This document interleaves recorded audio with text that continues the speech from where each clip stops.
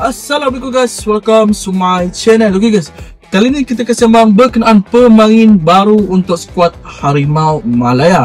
Korang pun dah tahu banyak sekali rumor ataupun berita berkenaan pemain ini akan menyertai skuad Harimau Malaya.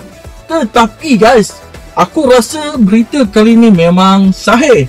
Sebab biasalah kan, memang dia punya berita agak lain sikit pada kali ini. Sebab pihak belah sana telah menyatakan, telah mengumumkan pemain tersebut akan menyertai skuad Harimau Malaya guys. Korang pun dah tak sabar kan kedatangan pemain tersebut. Okay guys, mesti korang nak tahu kan siapakah pemain tersebut.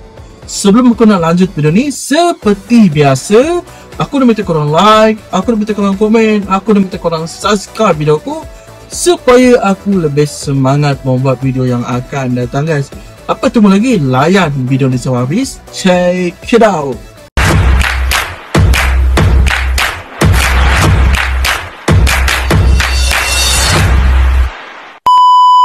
Okay guys, pemain tersebut ialah tak lain tak bukan yang diberitakan, memang berita hangat pada masa ini, iaitu Rodrigo Delgado guys. Pemain ini memang cukup dominan bahagian hadapan. Tak silap aku, pemain ini pemain untuk penyerang guys. Dan beliau masih muda, iaitu umur beliau masih 29 tahun geng. Memang pemain ini memang untuk masa jangka yang panjang untuk skuad Harimau Malaya. Sekiranya berita ini memang betul guys, aku harap berita ini terjadi. Sebab berita sedemikian memang telah lama yang ditunggu-tunggu oleh peminat skuad Harimau Malaya seperti aku guys. Akhirnya kita dapat juga pemain yang bermain di luar guys, seperti Rodrigo Delgado. Beliau sekarang tak silap aku bermain di kelab Colombia ataupun di kelab Amerika, tak silap aku. Beliau mempunyai prestasi yang sangat-sangat bagus di kelab beliau guys. Kenapa aku cakap macam ni?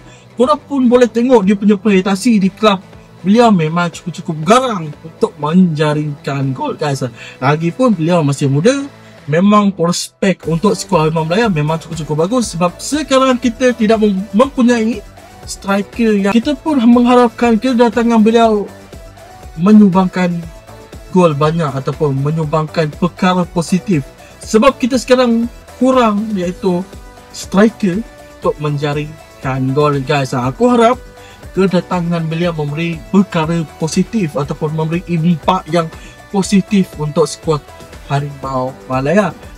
Yang ni memang kerja yang bagus, iaitu oleh TMJ kita telah melakukan kerja yang sangat-sangat bagus, sangat-sangat nampak hasil kerja, iaitu mendatangkan pemain seperti Rodrigo Delgado ni memang cukup bagus untuk skuad Harimau Malaya kita guys.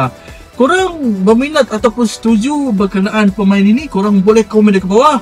Adakah pemain kali ini memberi impak positif yang akan datang? Korang boleh komen dekat bawah guys. Apa tunggu lagi?